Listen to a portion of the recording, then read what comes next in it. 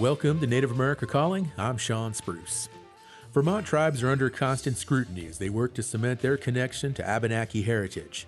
State-recognized bands say they descend from the people who stayed behind, while other Abenaki tribes moved on in response to pressure by colonists in the late 17th century. But the Abenaki First Nations in Canada say the Vermont tribes have no identifiable lineage and can't claim the Abenaki name. The argument speaks to the heart of identity claims in both countries. We'll hear different perspectives right after the news.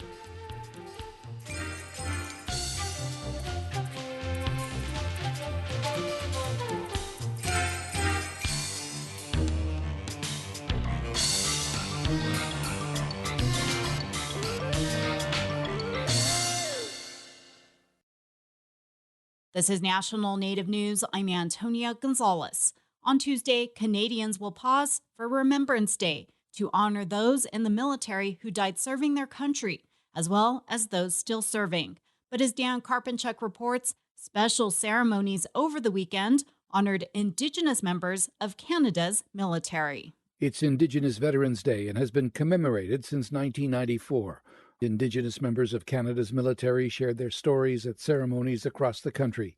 In Ottawa, Defence Minister David McGuinty had this message for them. Throughout our history, First Nations, Inuit, and Métis members have served with exceptional bravery and distinction in the Canadian Armed Forces. They have fought, endured, and sacrificed in our name.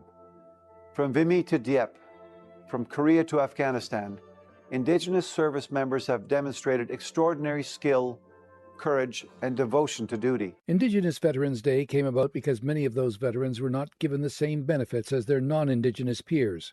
Ray Deere is the president of Quebec's only First Nations-operated Canadian Legion. He says people need to know about the contributions made by Indigenous members of the military. I think by joining the military, it gives us a voice. It gives us a voice that can be heard amongst the Canadians and the Americans because they know we served alongside them. Without doing that, without serving alongside them, you're more than invisible. We're invisible as it is, but it would be worse off if we didn't participate. Other Indigenous veterans say they gained respect from military colleagues for their character and their ability as soldiers. But some say the camaraderie vanished when the fighting was over and there was a return to Canada. The federal government says more than 4,000 Indigenous people served in the military in the First World War and 3,000 served in the Second World War. Recently, the government acknowledged the unfair treatment of Indigenous soldiers, where many thought their rights and standing would improve when they returned home. But as efforts towards reconciliation gained momentum in recent years, there was more effort to recognize Indigenous veterans and their contributions. For National Native News, I'm Dan Karpinchuk. A tribal school district in northeast Wisconsin says the government shutdown has impacted federal funding it relies on for salaries, supplies, and student programming.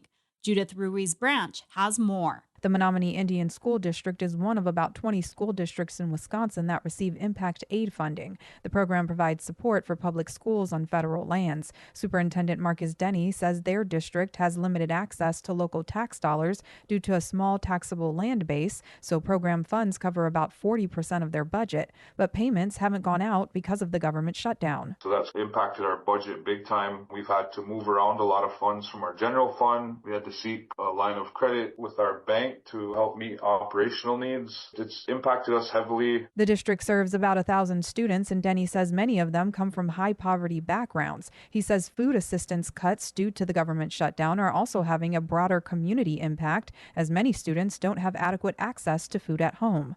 Denny notes community organizations and the tribal government are working together to support local families by stocking food pantries and soliciting donations to send home with students. Denny says the Impact Aid Office has been in frequent communication with districts throughout the government shutdown and has informed them that payments will be processed once operations resume. Despite concerns about resources becoming increasingly scarce should the shutdown continue, Denny says he has confidence in his community. The Menominee people and Indigenous people in general are very resilient, and we've faced challenges for years with the government, and this is just another bump in the road for us, and we just continue to do what's best for our kids and our community. I'm Judith Ruiz Branch reporting. And I'm Antonia Gonzalez.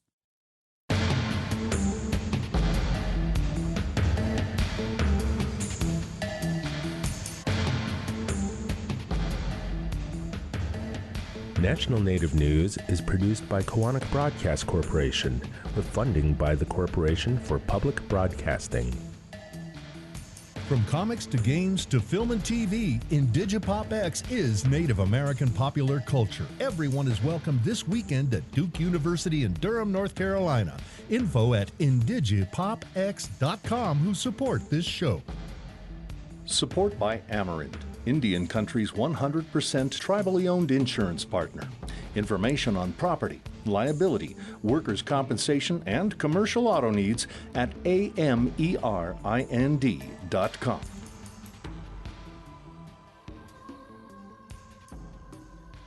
Native Voice One, the Native American Radio Network.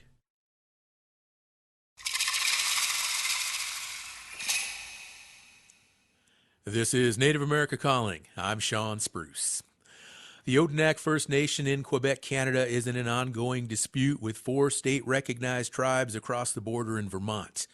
The First Nation maintains the Vermont tribes are falsely claiming Abenaki heritage. They're actively getting that message across in places like the Vermont State Legislature, on social media, and have even spoken out at the United Nations. Recently, the tribe released what they say is a genealogical report to back up their claims.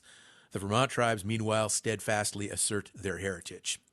They say they are descendants of the Abenaki people who stayed in present-day Vermont and New Hampshire, while others were driven out by disease and conflict with colonists in the late 17th century. They also say the recent genealogical research does not tell the whole story. Today on our show, we'll hear about this issue of Abenaki identity. We also invite our listeners to this conversation. That means you. So if you have a comment or a question, you can join us by calling 1-800-996-2848. That number is also 1-800-99-NATIVE. Joining us now from Quebec, Canada, is Rick Obomsawin. He is the chief of the Abenaki Council of Odanak. Chief Obomsawin, welcome to Native America Calling. Yes, nice to talk to you. How are you doing today? I'm doing well. Thank you for asking, sir. Joining us while traveling to Rhode Island is Chief Don Stevens. He is the chief of the Nullhagen Band of Coosac Abenaki Nation. Chief Stevens, hello, and welcome to Native America Calling to you as well. Greetings, Sean. And joining us from Northampton, Massachusetts is Dr. Margaret Bruchak. She is Professor Emerita of Anthropology at the University of Pennsylvania. She is also a member of the Nullhagen Band of Coosac Abenaki Nation. Marge, hello, and welcome to Native America Calling. Greetings. Thank you for having us here today. Absolutely. Well, I want to begin today with Chief Obomsawin. And Chief, Odanak released a genealogical report, and it states that members of these tribes in Vermont have little to no Indigenous or Abenaki ancestry. Let's start with there. What do you hope this report accomplishes? Okay, first of all, I'd like to say hello to Marge, and I'd like to say hello to Don Stevens. It's been a long time since we've all talked. Okay, first of all, let's be clear here, okay? This is all getting way out of hand, okay? The genealogy report is a report that, yes, that was done. Now, we didn't say that nobody in the United States or nobody in Vermont or New Hampshire has no Native connection. We didn't say that. And I will never say that. What I'm saying is we're trying to find the truth. Is the same as thing that all of us are looking for. We're all looking for the truth of history. We know that history was written with 1,000 lies. We know that there's a lot of stories out there. And all we're all looking for is the truth. I did not read the full genealogy reports. I believe it's 7,000 pages, and I'm not about to read it. What I did state was, and I mentioned this in the last interview that I did, and as you might have noticed, and the people might have noticed, I don't take part in many of these interviews. And the reason I don't is because, number one, it is not my file. I have several other files on my desk. I agreed to take part in this one because I am trying to go back to where we started, when I first met Don Stevens across the table and some of the other chiefs from the bands. And we sat and we started a discussion on this whole subject, saying, where does it all come from? Because the problem today is we've completely taken this into an argument and we're fighting with each other, which is ridiculous. We need to be fighting the issue, not each other. Okay. We're all looking for the exact same thing. We're all looking for the truth. We're all looking for direction. My argument has never, ever once been with individual people. There's a lot of good people out there. My argument has never been with individual people. My argument has always been with the state of Vermont and the governor of Vermont. And in that regard, my argument from day one. Okay, and in that regard, Chief Obamswin, ODNEC continues to call on Vermont state legislators and others to reconsider the state recognition of these tribes we're talking about today. Why have you folks done that? What's the motivation? First of all, you have to understand something. Our people did originate from there. My people are not recognized anywhere in the United States. We crossed the border. We're foreigners. This was our homelands. Yes, many people are claiming that they were part of the nation. Are they? Aren't they? I don't know. I cannot prove that either way myself personally. This is why this genealogy report was done. The other thing I had asked on the genealogy report, and I was very clear, please, if anyone has any other information that contradicts this report that was given to us, please, I need to see it. Several occasions I have asked for all the bands to come and meet with me and sit down. The only way we're going to get through this, and the only way we're going to solve all of this, is for all of us to sit at the same table and discuss this peacefully, calmly, and understand each other's history. We all understand belonging. We all want to belong.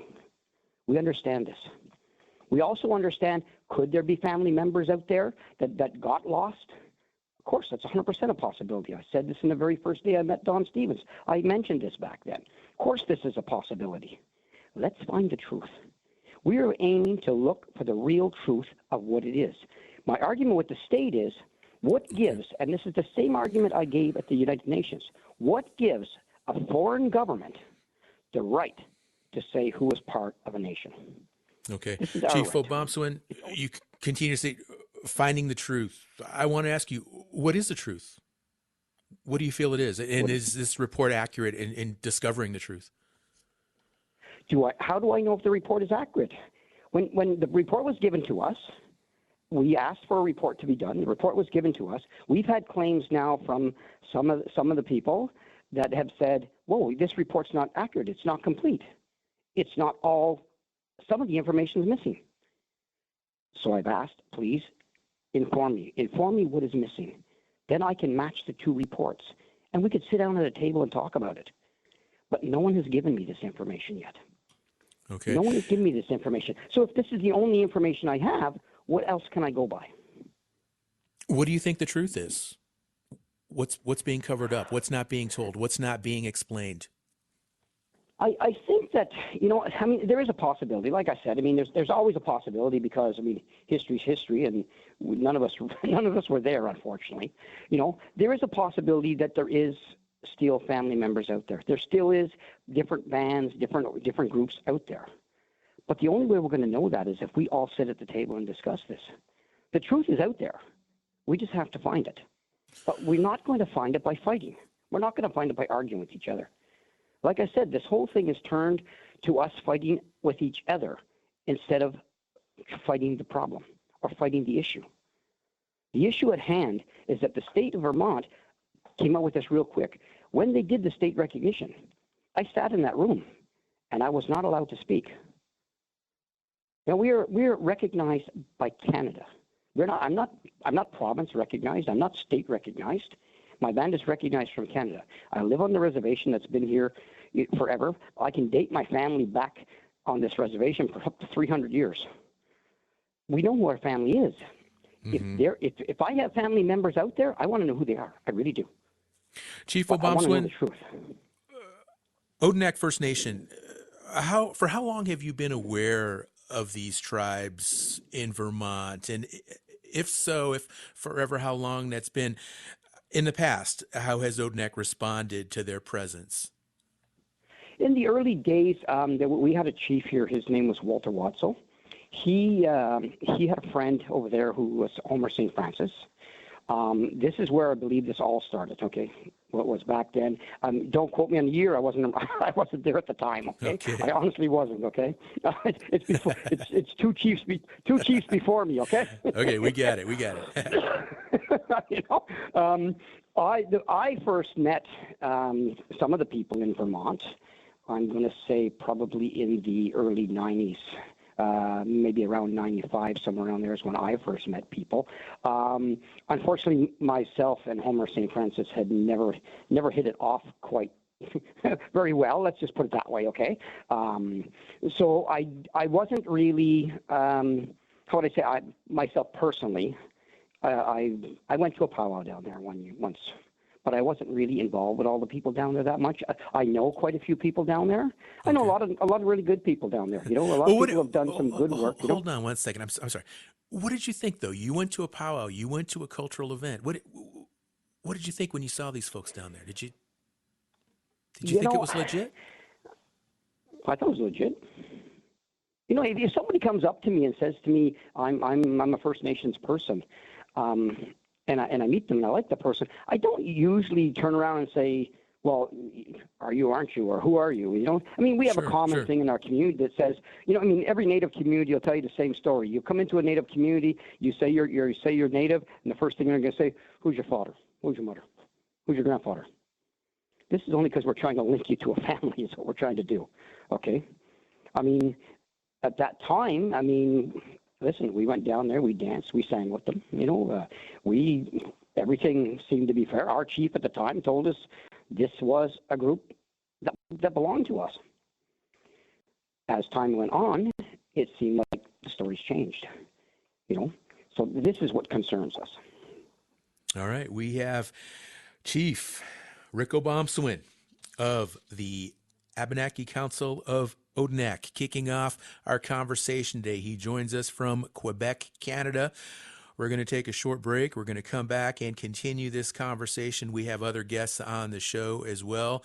And I welcome listeners to the conversation as well. You can give us a call if you have thoughts, if you're familiar with this issue, if you have been following it and how it has evolved over the years, and it has especially heated up here over the past few months into this year. Give us a call. We'd like to hear your thoughts. We'd like to hear your perspectives. The number to call, 1-800-996-2848. Number again, 1-800-996-2848. Pick up that phone. Join our discussion here today on Native America Calling.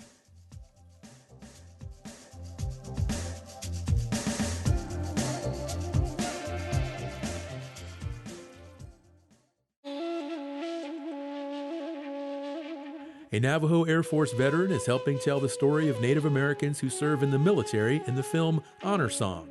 Filmmaker Ryan Begay wanted to go beyond the story of code talkers to portray the sense of family that Native military members develop.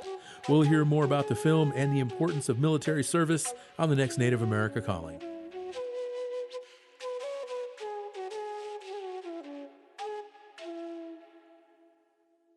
The Association on American Indian Affairs invites all to Tribal Museums Day, December 6th through December 12th. Tribal museums may offer no-cost or reduced admission, gift shop discounts, art markets, and live cultural demonstrations.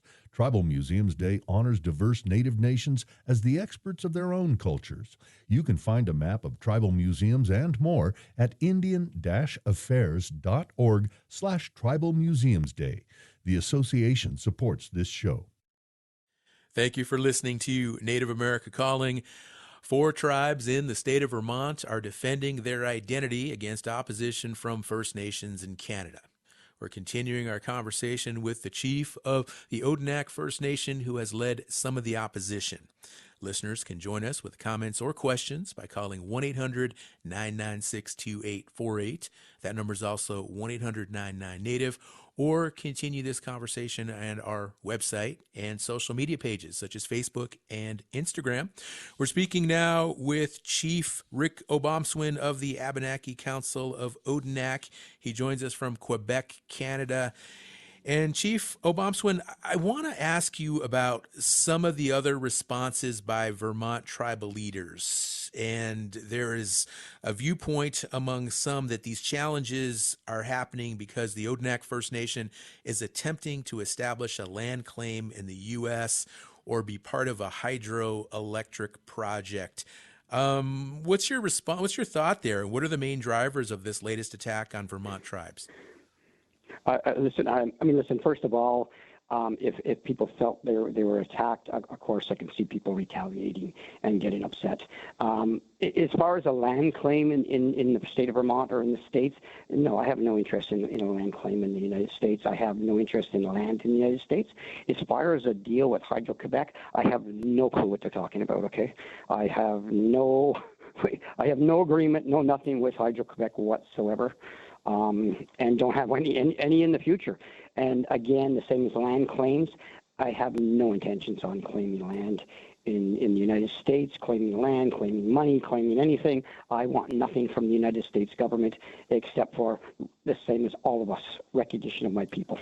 Okay. What do you see as the larger implications of someone or a group of people making false claims to Abenaki heritage?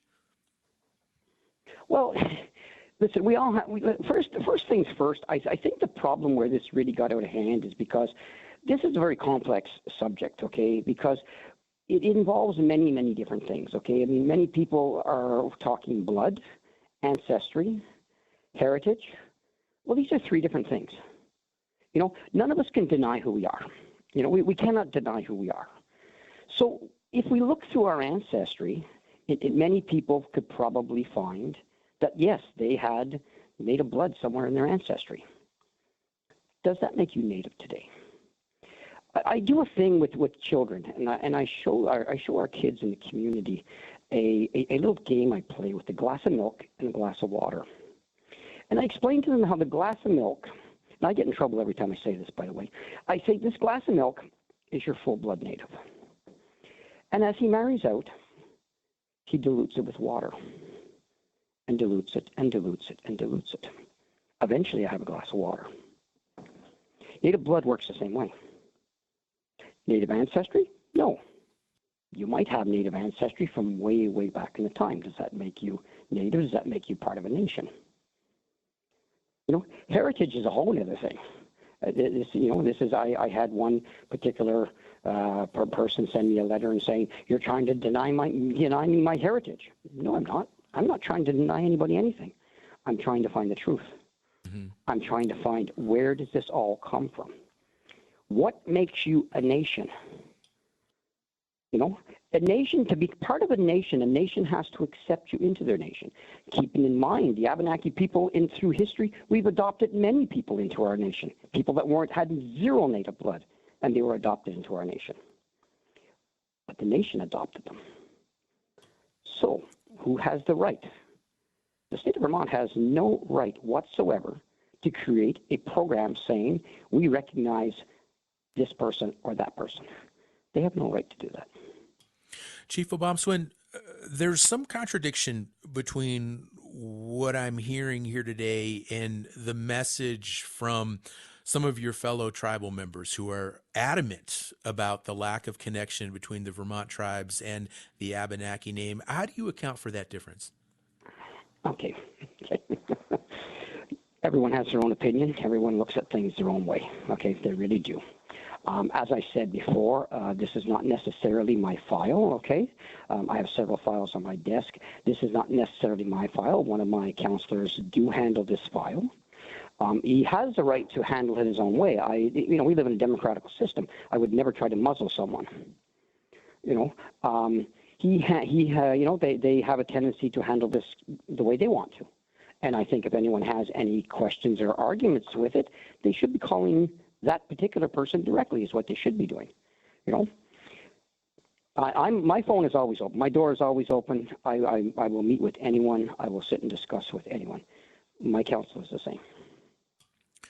Chief Obamswin, thank you so much. 1-800-99-NATIVE, that is the number for anyone who would like to join our conversation today. If you have thoughts on the issue we're talking about today with regard to tribes in Vermont and a disputed connection to the Abenaki people in Canada, 1-800-99-NATIVE, that is the number to call.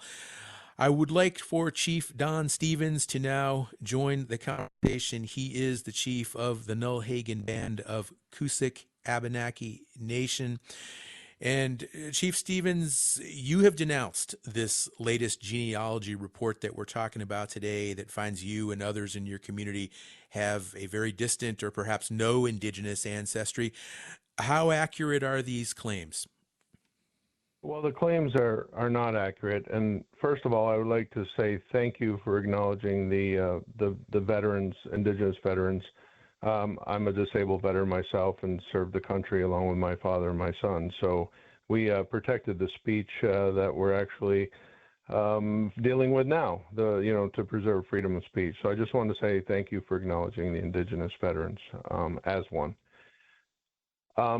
Second of all, look, I've never had a serious problem with Chief Rick Obamswin. I actually worked with him to repatriate a wampum belt from that was going to be auctioned at Sotheby's with the Onondaga, and I have never been in fighting, as they say, with the Odanak Nation.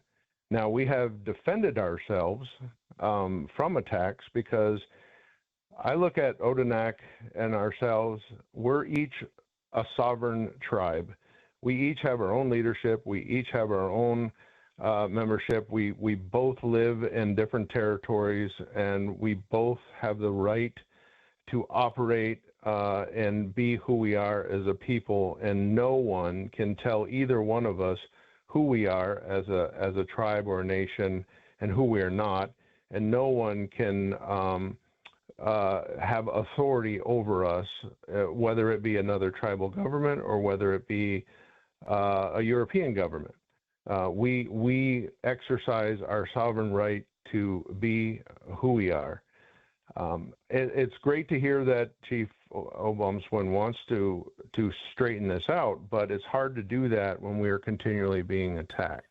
Okay. And our biggest problem is when they are paying for research that is on human subject research that's unethical about who our people are, and they're also using European tactics of erasure, like what you are 96% or 93% white European or any of those kind of things, and cherry picking what they're deciding to show to prove their point, is kind of using European tactics of erasure, and they're hiring a person that Daryl LaRue, who has, if you look at who he is, he's attacked Inuit, he's attacked Métis, he's paid to attack and erase people from being Indigenous, which that is not traditional. It is not the way we operate. Chief Stevens? And so, and just to get to your point, if you don't mind, yeah, I have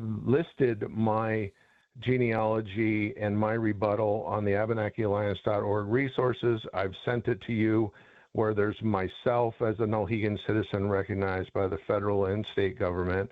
I've sent you the information where my mother and my grandmother was Nullhagen, and they were in eugenics, we've got all that and so information. on and so forth. We have that all. I appreciate you sending that over. Of course, that's a lot of text to read to our listeners. So I just want to ask you again, and you mentioned, some of the issues that you have, the cherry picking, paying for this research, but can you at least give us an example of one very specific issue in this report that you take umbrage with and you would like to clarify for our listeners today? Well, my great-great-grandmother, even in their research report, shows that she was born on St. Francis de Lac, which is right on Odanak, and she had godparents that were the Gills and the Paladins, and also she was baptized at St. Francis Xavier, which is right there, and in the eugenics record shows that she was, in fact, from an Indian reserve, and so wasn't her husband, and her husband was the chief of our tribe. So we were family bands. When the French retreated, they were in French territory and had a reservation. We did not. We continued living as family bands, and we continued our traditions. And Chief Rick knows that. He's been around. He way back in the 70s, when even before he was there, the Odanak and us, we got together. We were friends. It's just that we have been attacked recently, and we're saying, look, you don't have the authority or right to decide an entire nation of people when there are many historical Abenaki tribes throughout New England. That's like saying only Montreal has the right to say who's French Canadian. I think Quebec City might have an issue with that, right? So one entity cannot have entire authority over an entire nation of people. And we're just saying you don't have that authority, so why are you attacking us? I would be happy to work with Chief Rick and make good relations, but you have to stop attacking our people and stop trying to erase who we are. Until that happens, we can't work together when you're continually hurting our people and our children and trying to erase who we are as a people. And that's my bottom line. And I would be more than happy to work with him anytime, but the attacks have to stop. Okay, now you've explained that in the past that the relations between these two tribes were good. They were amicable, and you even worked together on some projects. So what do you think is driving this conflict now? What's happening here? What's really going on? Well, we don't really know completely because we have to assume, because nobody has ever told us completely. They say it's about preserving culture and being who is Abenaki and who isn't. But as a sovereign tribe, we are not stopping them from teaching their lived experience here. We're not stopping them from having a relationship with either the state of Vermont or the federal government. We are not stopping them from any of of telling and exercising their tribal sovereignty of their lived experience. We don't have any issue. They're just another tribe like the other tribes in Vermont or Wolanak or any other tribe that we have to interact with.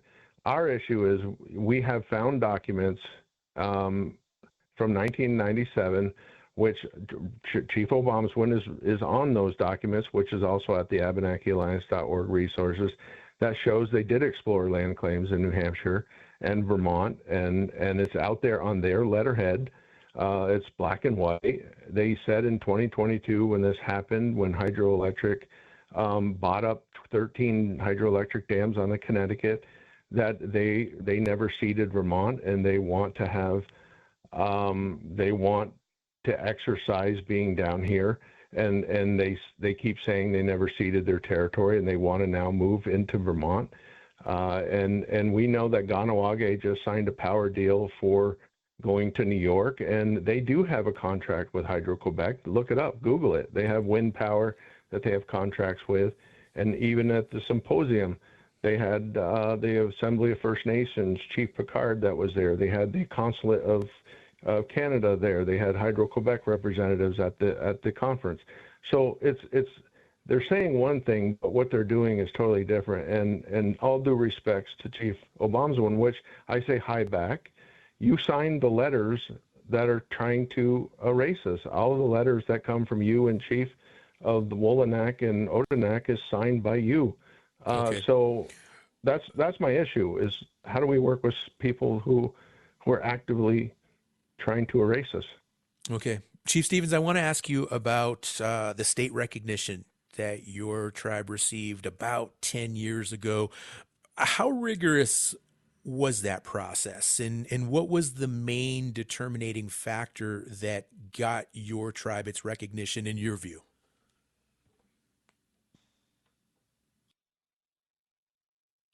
In 2011, we actually received the first recognition, Nulhegan and Elnu.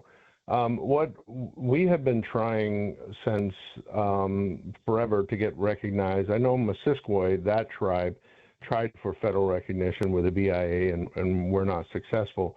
But none of the other three tribes have tried. But in 2006, we fought for recognition, and we got minority status. The government said that would cover us to sell our arts and protect our artists, which was not true because there were no recognized tribes at that time legally in the state of Vermont. So then we fought with trying to get recognition from that point on. And then in 2010, they created an actual criteria. If you look up the statutes in Vermont under general provisions in Chapter 23, Native People, there's a list of 9 criteria you have to meet. And 3 scholars, independent scholars, reviewed your application to make sure your genealogy was there, your archaeology, or your history. And that rigorous, then they created an opinion, which was then went to the Commission on Native American Affairs, which was forwarded to the House and the Senate and the Attorney General and the governor to agree that everything was met. And you have to understand, in Indian country probably knows, no European government wants to give you anything. If anything, they're always trying to find ways either not to pay you or get rid of you. But we do have some supporters. So we met those 9 criteria, and we were accepted as an Indian tribe in the state of Vermont, Abenaki Indian tribe, and that was settled law. We are in statute as a recognized tribe, and then I sued the Department of Interior and got special benefits from them, and they recognized myself and our tribe as an Indian tribe in the Department of Interior for certain programs and services, not the full benefits of federal recognition, but limited recognition by the federal limited, government. like eagle feathers, those kind of things. That's usually only for federal tribes, those kind of things. So we didn't just pop up, and we've been here, and we don't even operate in Canada. We don't affect the resources. And we don't have any issue with Odanak operating here as a separate tribe. We just have the issue of them trying to minimize or take ours away. All right. We were talking with Chief Don Stevens of the Nulhagen Band of Coosac Abenaki Nation. And another break, and we'll come back and continue this conversation with our guests. And the phone lines are open for any listeners who would like to join us. 1-800-996-2848. 1-800-996-2848. Pick up that phone, give us a call.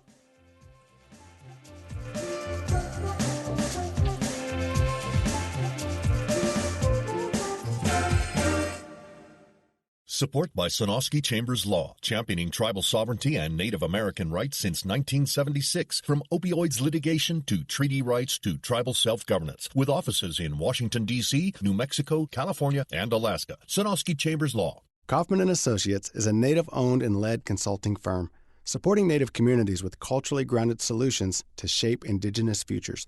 More at kaufmaninc.com, KAUFFMANINC.com. You're listening to Native America Calling. We're continuing our conversation on Abenaki identity in Vermont and Quebec, Canada.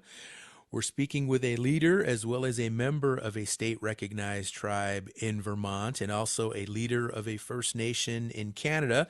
Currently, we have Chief Don Stevens of the Nulhagen Band of Coosac Abenaki Nation on the line.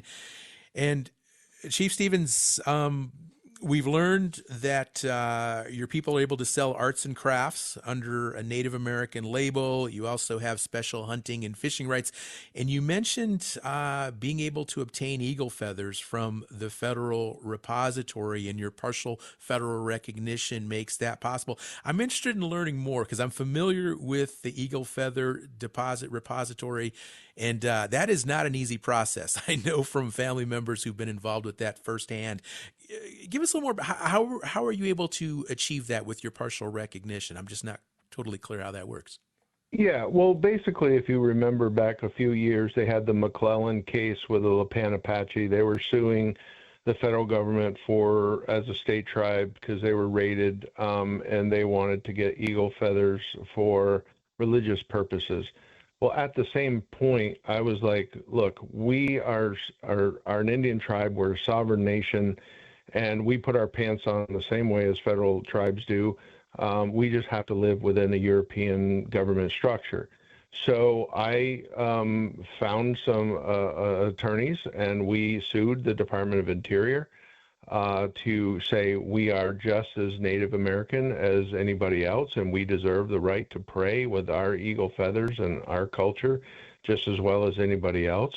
And we came, after about 3 years of this, we came to a settlement agreement with the Department of Interior and the Department of Justice, who regulate, obviously, do the law enforcement part of it. And we showed that we were, in fact, indigenous and Abenaki, and I signed it as the chief of the Nulhegan tribe and Abenaki tribe.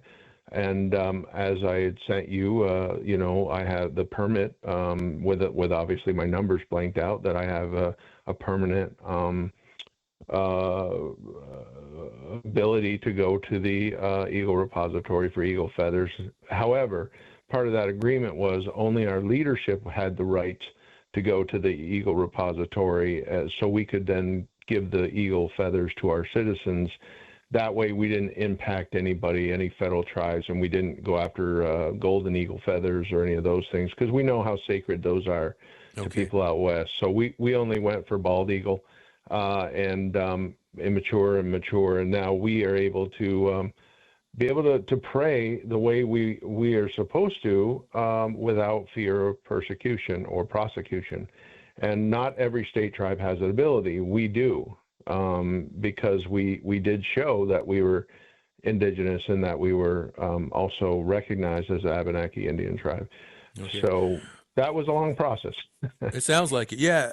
Chief Stevens, I want to ask you one more question, and then we're going to bring Dr. Bruchak into the conversation. But these challenges from groups in Canada, these don't look like they're going away anytime soon. What's been your message to your community to handle these disputes? Well, for us is I hope they go away. I mean, like I said, we're not attacking Odanak. It could stop tomorrow if they decide to stop their pursuit of trying to erase who we are. So it's all in their court, because we're not attacking them at all. So our hope is, how I tell our people is, look, we stand on the shoulders of our ancestors. We do our ceremonies to get the negativity off. We practice our culture. We are strong. Our ancestors went through eugenics. They went through boarding schools. They went through erasure.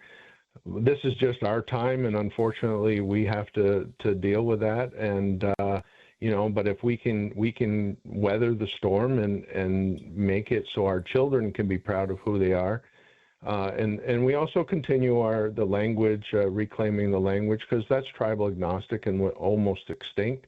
We put out some language dictionaries. We're trying to preserve the culture. We're trying to make Abenaki things visible, which I would hope Odanak would be proud or happy that we are trying to preserve the Abenaki culture and the language and the traditions that we all should share as traditional people. And that's how we have to live as Native people. We have to walk the right path and the right road, and not get caught up in the European ways of erasure. So even if they took recognition away, they've done that with federal tribes as well. We will never go away. We're still who we are. We're still proud of our heritage, and we're still going to leave a legacy for our children. So all right, Chief Stevens. This is unfortunate that this is happening to us. Okay. Appreciate you very much coming on the show, Chief Stevens, and speaking with our listeners today. Dr. Margaret Bruchak joins us now. She is Professor Emerita of Anthropology at the University of Pennsylvania. She's also a member of the Nulhegan Band of Coosac Abenaki Nation. And Marge, I want to thank you again for coming on the show. And I want to go back to this online report that says your heritage and others from your tribe are mostly, it says, French Canadian. How do you understand your family's Abenaki ties? Well, before I answer that question, I need to give an important caveat here. We are speaking for ourselves. I am not speaking for my nation, and this program omits the other three tribal nations of Vermont, who are the Abenaki Nation, Missisquoi, Elnu Abenaki, and Coasac Band of the Coas. So their voices do need to be heard. I understand this is a short program, so we can't include everybody. And the first thing I'd like to say about the report is that it violates every imaginable protocol of ethical engagement with living human subjects. It violates the standards of the anthropological, sociological, genealogical associations, in that it is compiled with a predetermined intent to slander, defame, misrepresent, and distort the history. So in terms of how it represents my family, there are numerous historical errors. There's a lot of genealogical guesswork. There's racial misidentification. There are unsubstantiated claims. And there are ancestors who have no relation to us whatsoever. So it's extraordinarily confusing as well as painful to be targeted in this way. And it's a classic example of what you probably know this term in Indian country is called bad jacketing, where someone is identified and a group of people, whether it be cyber stalkers or whoever it is, come together to try to defame and discredit that person. And it's a non-traditional way to go about this kind of, I mean, this is where I am in line with Chief Obamsawin, who says we need to talk together. We don't need to be attacking each other.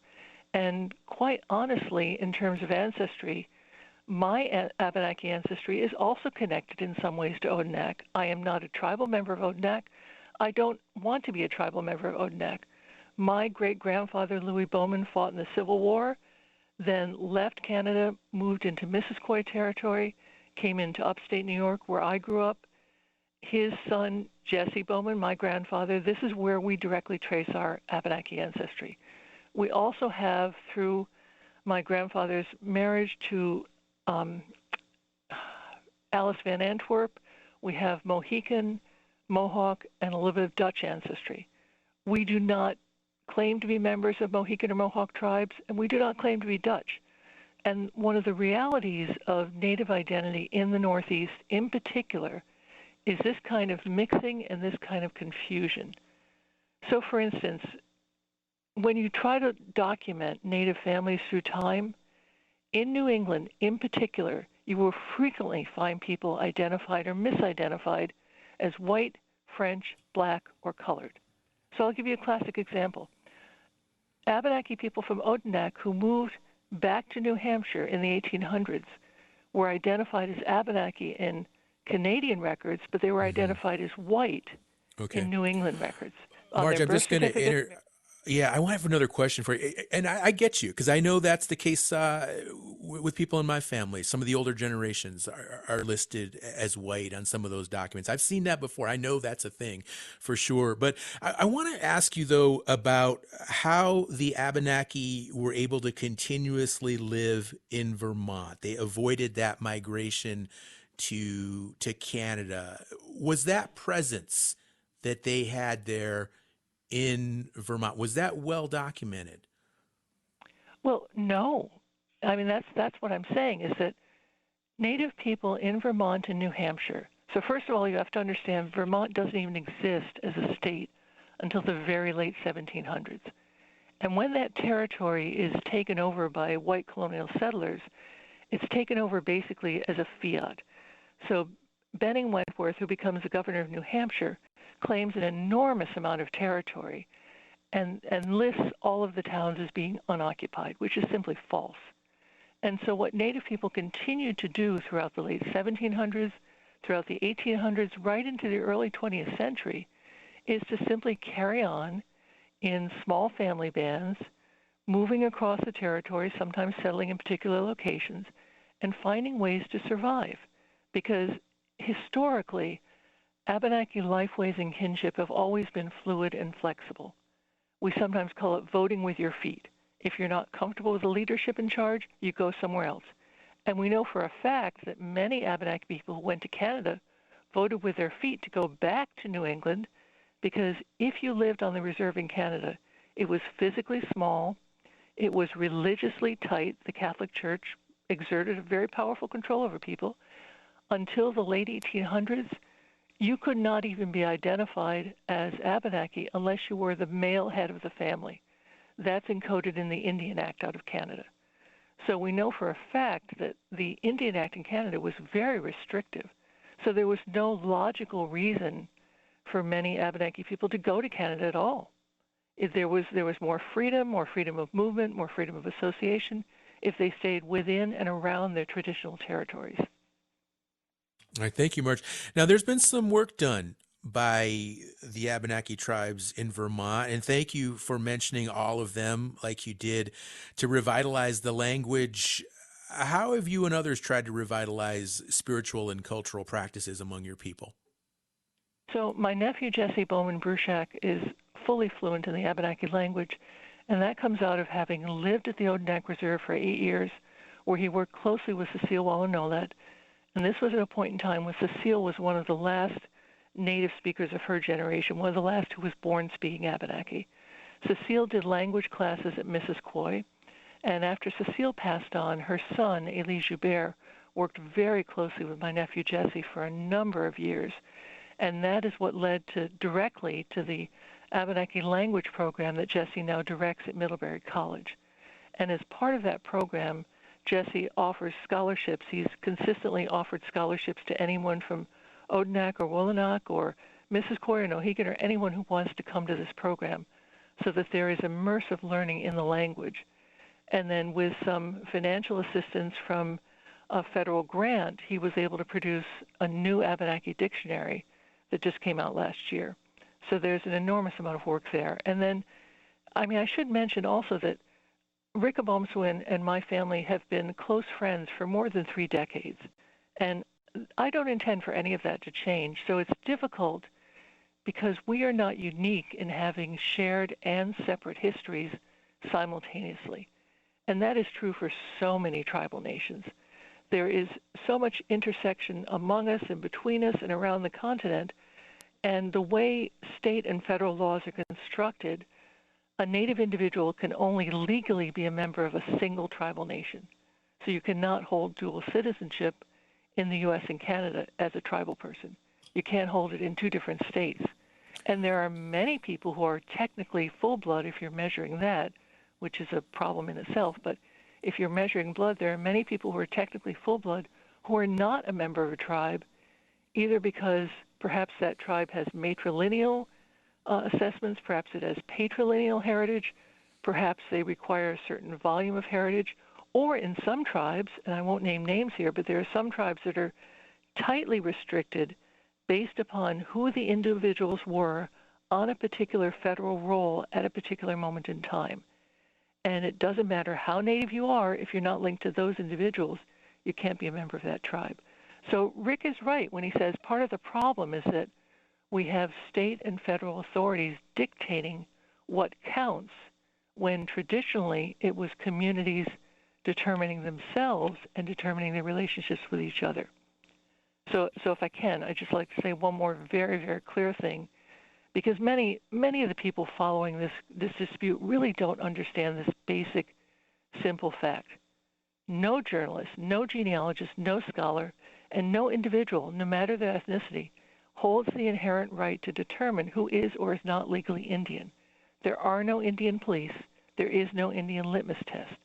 These legal determinations are made within and by sovereign nations. So Odanak can determine their citizens however they choose, but that does not determine any other tribal citizens. All right, thank you, Marge. I'm going to go back to Chief Rick Obomsawin for the last word. We have about a minute before we have to wrap up. And Chief Obomsawin, earlier we mentioned Odanak has taken these concerns to the United Nations floor, other venues as well. How well is your message being received, and where do you see this issue going forward now? Well, first of all, like I said, the biggest thing that everyone has to do is sit down at the table. We've requested this several times because there's many truths in every story, and there's many hidden things in every story. If we talk about St. Francis, many people have told me, oh no, my ancestors came from the St. Francis mission. Please understand, at one time, the mission was very, very big. As Margie pointed out, that the reservation was very, very small. No, at one time it was not very, very small. The mission was very, very large. But keep in mind, at one time there was over 6,000 non-natives living in the mission and only 400 natives living in the village at that time. So for someone just to say to me, well, my family, they lived in the mission. They went to this church. They were born here. They were this. That's not proof enough. It really isn't, because there's an awful lot of people who weren't part of the mission. Don, you mentioned the Gill family. Please understand that the Gill family, there's many Gills right here in this neighborhood, right in the adjoining town of Pierreville, that were not family members, had no connection to the community or had no connection to First Nations people whatsoever. There was only one particular family that actually married in. So Chief this is what Obomsawin, I'm saying. There's a lot. I'm sorry, we're going to have to wrap up. We are out of time. I apologize. But big thanks to our guests who joined us today, Chief Rick Obomsawin, Chief Don Stevens, and Margaret Bruchak. And please don't forget to join us again tomorrow as we look back at the contributions of Native American military service members on Veterans Day. I'm Sean Spruce. Have a great day.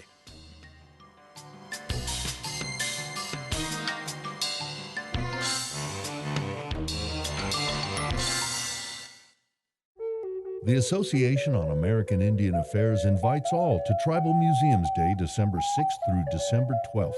Tribal museums may offer no-cost or reduced admission, gift shop discounts, art markets, and live cultural demonstrations. Tribal Museums Day honors diverse Native nations as the experts of their own cultures. You can find a map of tribal museums and more at indian-affairs.org/Tribal Museums Day. The association supports this show. From comics to games to film and TV, all Native American popular culture will be at the Indigenous Pop Culture Expo. The Indigenous Pop Culture Expo showcases Native American and Indigenous creators and communities in a way that dispels the myth natives are a people of the past, instead showing Native identity in all its past, present, and future glory.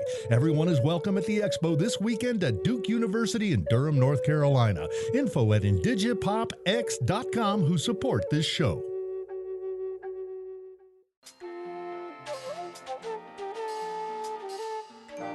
Native America Calling is produced in the Annenberg National Native Voice Studios in Albuquerque, New Mexico by Koahnic Broadcast Corporation, a Native nonprofit media organization. Funding is provided by the Corporation for Public Broadcasting with support from the Public Radio Satellite Service. Music is by Brent Michael Davids. Native Voice One, the Native American Radio Network.